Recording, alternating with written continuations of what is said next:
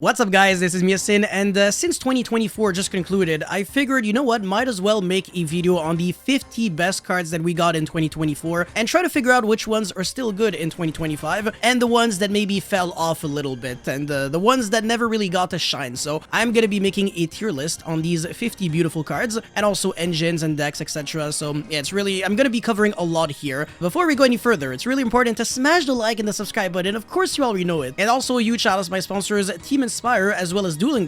They are back with their beautiful Gauntlet collection, which is now back in stock, so the link will be in the description box below. And use the coupon code YASIN656 for 5% off. Again, they really have the best play mats, deck boxes, and art cards, so please check them out. And also watch this video until the very end, don't be a bitch. Okay, so the first card is Promethean Princess, which obviously was broken in 2024. I don't really know if it's gonna be like insane in 2025, because I think Konami wants to kind of try to move away from the fire decks, even though there's still like a lot of really good fire cards. Like Raziel technically is like 50% fire, 50% light, but it's not a deck that really utilizes Promethean Princess, so I think this card is not gonna be as insane as it was moving forward. Swallow's Carry never really got to shine, because other than like Flunderies and Raid Raptor, I can't really think of like any deck that was trying to play it, but it would be nice to see this card actually see play sometime soon. Transaction Rollback was definitely very good at the very start of the year, but it honestly did fell off quite hard over time. So I want to say it probably belongs more in this category, because yeah, it started off great, but it wasn't really good like all year long. I guess you can kind of blame like the Beatrice ban for that in a way, maybe, but whatever. The Raziel cards, obviously, yeah, they came out like at the very end of 2024, and obviously they're gonna be broken until they get banned at the very end of 2025. It's basically like the new Snake Eyes of the year.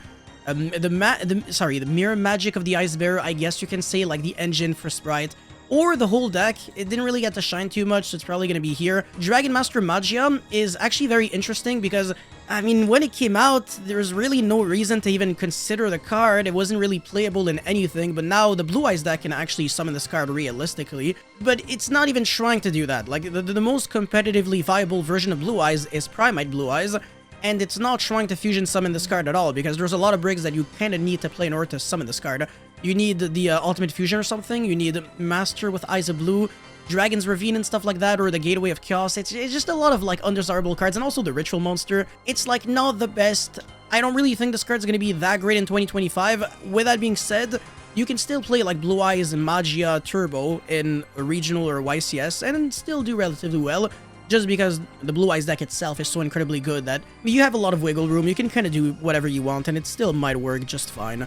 Drytron, yeah, it didn't really get to do too much in 2024, unfortunately, and I don't really think it's going to be like that insane moving forward either, but we never know. Ritual Beast was incredible in 2024, but I don't really think it's going to get any better in 2025, not gonna lie. Goblin Biker, yeah, that deck was abysmal until Raziel became a thing, kind of, because it's like an anti-Xyz deck, since all of your Goblin Biker effects, they become like extenders when there is like an Xyz material to detach from anywhere on the field, which is an interesting concept, but it's not like the best. Okay, so Skull Servant actually got a few waves of support here and there, but it wasn't good, like at all, at any moment, unfortunately. So I think maybe with a new support from, I think it's Supreme Darkness or Alliance Insight, maybe it's gonna get a little better, but it's not like super insane. It's not gonna be like the next top tier deck. So yeah, I can't really cap on that one either. Okay, obviously the Aroma support for Plant was extremely good, so it's obviously gonna have to be there. But I guess you can kind of argue maybe it kind of fell off a little bit. Not really, though. I have seen like a replay of Jessica Robinson against Triff on DB Greenwich channel relatively recently, where Jessica wiped the floor with Steven using the Plant deck, so we never know. Maybe the deck is still worth playing. Okay, so this is the Simultaneous Equation Cannon. The card was extremely good in trap decks, but it's not really worth playing against Raziel at all. It has a lot of dead matchups, so yeah, just trap cards in general are falling off. Same thing with Black Gold Laughs. It's not really seeing any play. Like, it was good for like a very short period of time, and now nobody really even thinks about it anymore. The Primite engine is absolutely gonna be great for 2025, that I can guarantee. I mean, it started off like relatively decent, but now it's actually gonna be just remarkable, like actually extremely good, especially in Blue Eyes. But also, Primite Fiendsmith is a real deck in the OCG, and if we get Pity, which is a level 4 Light Fiend, right now we only have White Dustin, which is the level 1. It's less good, obviously, because you can't make rank 4s, but yeah, with Pity, the deck is definitely gonna be a little better. Bonfire is obviously still going to be great for 2025. It's not just a Snake Eye card anymore. Now it's actually more of a Raziel card. It's actually insane how 2 consecutive years, like, basically, we get Bonfire that can search a starter for your deck. It's actually, to be fair, Konami did a great job at it. They had to market the Pyro monsters in a way where there's like a new rota for them that is actually, you know, a chase card that everybody needs. And like I said, they just did a great job at it. Okay, so obviously Ragnar Raika. Not only do I think that it was great in 2024, but I low-key want to say that it's probably going to be broken in 2025. Just because you can play Ragnar Raika, Ogdoadic, Mitsurugi now, and it looks very interesting. I think there's a lot of potential. I think it will probably end up being a tier 1 deck in the future, because Mitsurugi is only just at its first wave of support. There is no shot it doesn't get any more support. Like in Alliance Insight, for sure, there has to be a second wave that's going to boost the deck to another level, or at least I want to believe so, because that would make the Ragnar Raika cards even better in that deck. Raid Raptor, unfortunately, didn't really get to shine in 2025. That's just really unfortunate. Voice is a very interesting one. It's either like at the very bottom of this section, sorry, at the very top or at the very bottom of here, because it was good in 2024, but it was never really insane. And if anything, I actually want to say that this deck was a little disappointing, because I was just expecting it to be a little better. Like, for example, when I see the articles on Road of the King, this deck is always doing relatively decent in the OCG. Like, it's always like top 3 best decks. I mean, it was top 3 best deck when Snake Eye was around. For us in the TCG, this deck was kind of underwhelming. And honestly, other than like a couple of players who are really dedicated to the deck, like Michael Wisniewski, nobody really cares about Voice, unfortunately. There's like a very small community of players that are very interested in this deck. And it's a cool deck for sure. I don't really have anything like super negative to say. But it's a deck with a relatively low ceiling. It's very good through most hand traps, which is nice, but it's very bad into board breakers. So I don't know, it just, I think it has kind of like issues adapting itself to like hardcore combo formats, because you just get overwhelmed by your opponent. But I think in mid-range formats, the deck is much better, for sure. Maybe in Raziel, maybe when Raziel is going to get a nerf, this deck is going to be a little better.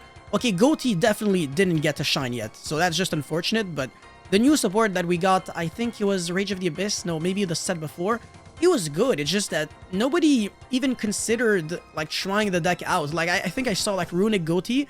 That was nice, and then we saw, like, some Goatee cards maybe in Mermail every now and then, but it's just not really a cohesive deck yet. I mean, it kind of is, but I don't know, I'm just also not a fan of it. Aerial Eater was insanity in 2024. Incredible TCG exclusive, by far one of the best ones that we've gotten in the past couple of years. Very good card, because without this card, honestly, the Yubel deck would have been so much worse, because now, you know, Engraver is no longer a 1-card starter, but with Aerial Eater, you get to send your Samsara D Lotus, and then you can go Muckraker, Revive. That's kind of really nice. So obviously, it made the Yubel deck much better, and it is thanks to this card that I ended up doing well with Yubel myself.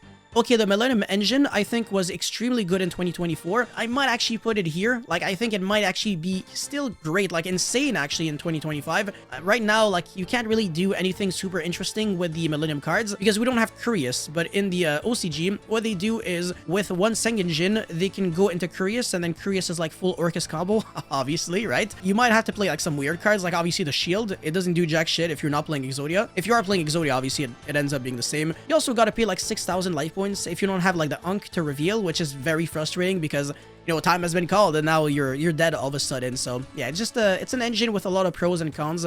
It's really nice that you don't play into Molchemy Perelia, because you're not actually summoning the monsters from the hand, you're placing them in the spell and trap zone and then summoning from the spell and trap zone, which is cool. Dominus Impulse is obviously always going to be great. I really do believe in it. Molchemy Foros, obviously, this is...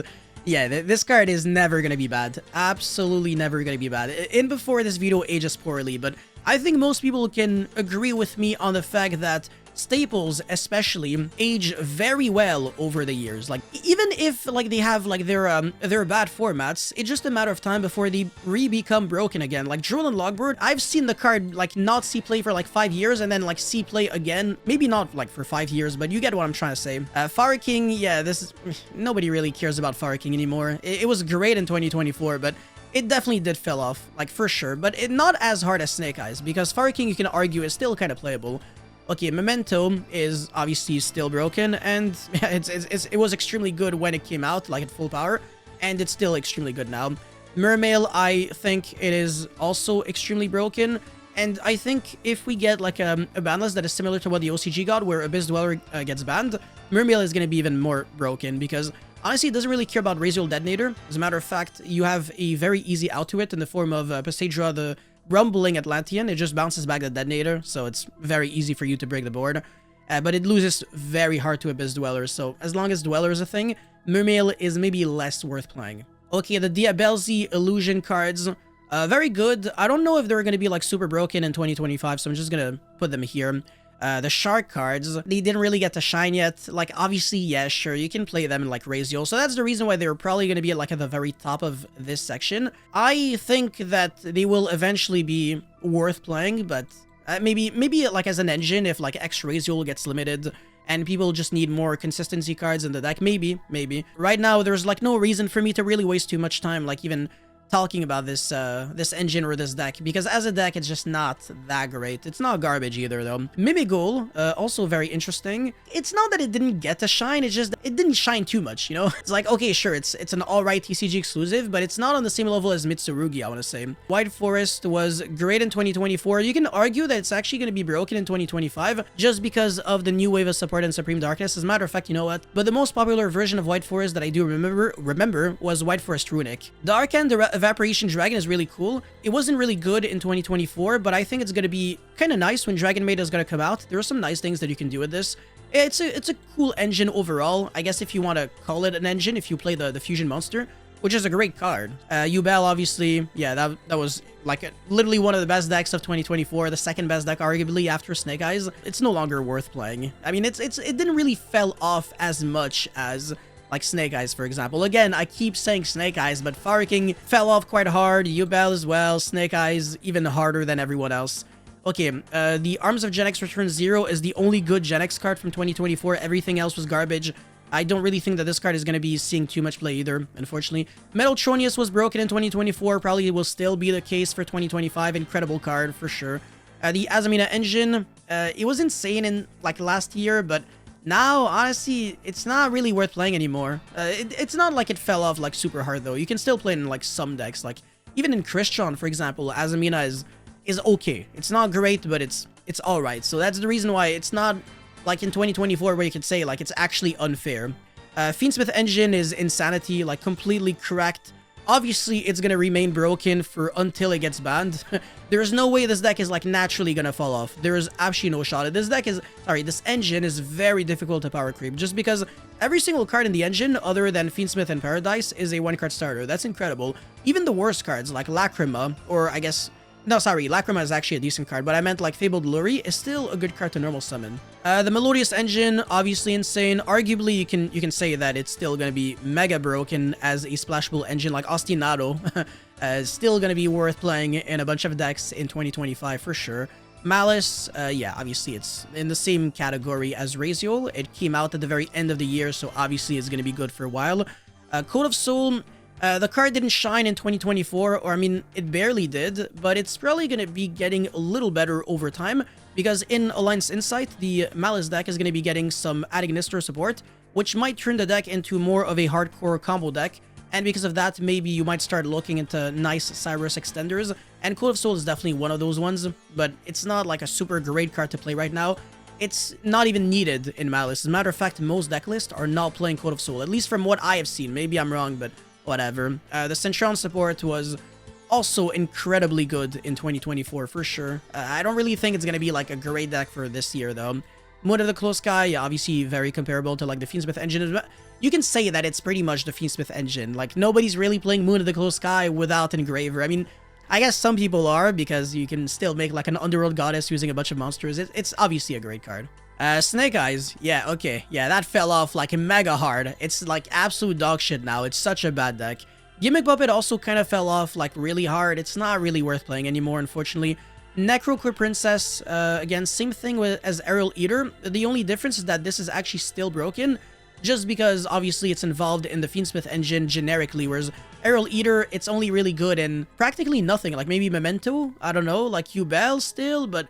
Though, I mean, yeah, Memento is, like, better than Yubel at the current moment, but I don't even think they need it anymore. Like, I mean, not even anymore, just at all. Because the deck is already very consistent. So Aerial Eater, like, yeah, sure, it adds, like, some lines, but not super needed. Molchemy Parolia, I mean, it's strictly worse than Fueros most of the time. Sometimes it's better, depends on the deck that you're facing. Like Flunderees, for example, you're drawing 3 cards, and Fueros, you're drawing 0. But yeah, Parolia is, it's always going to be there. It's absolutely always going to pop in and out of formats, just like Dueling Logbird is. Infernoid Evil, or I guess you can say like Infernoid cards in general, even though like most of them are like not good. Yeah, they didn't get to shine at all. Dominus Purge. Okay, so this is interesting because this card is actually going to get even better over time, just because now the Blue Eyes deck can play this card.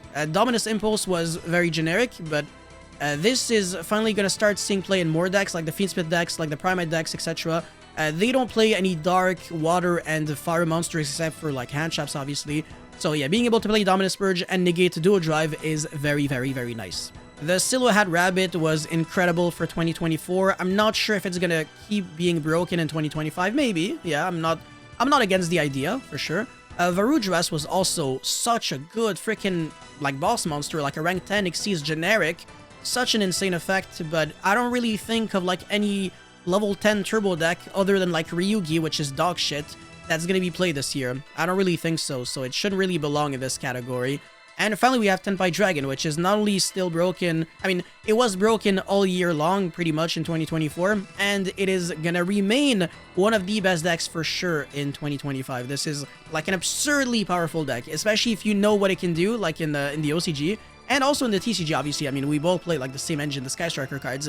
My god, it's so freaking stupid. But yeah, that's it for this video right here. Guys, thank you so much for watching. Don't forget to like and subscribe, and let me know how you feel about this this tier list in the comment section below. And yeah, I really hope that you didn't really skip all the way until the end, because otherwise you're not going to understand the context of anything. Like, the positioning of these cards really doesn't matter at all. It's really just what I have to say about them, and also what are the cards that I think are the best that came out last year, because at the end of the day, what really matters is, you know, looking at the past year and trying to figure out if 2025 is gonna bring even more broken cards. Because when I think about it, we have so many. We had like 4 freaking unfair hand traps that came out. We had the Fiendsmith engine. I mean, Bonfire is like a reinforcement of the army. Raziel, like tier 1 deck, and then Malice, another tier 1 deck. Mermail, very good deck. Tenpai, top tier deck. Konami's really gonna have to like do a lot of work actually in order to make this year even more special than last year. So yeah, you guys let me know how you feel about this upcoming year in the comment section below. Thank you guys so much for watching. Don't forget to like and subscribe, and I'll see you guys very soon. Peace.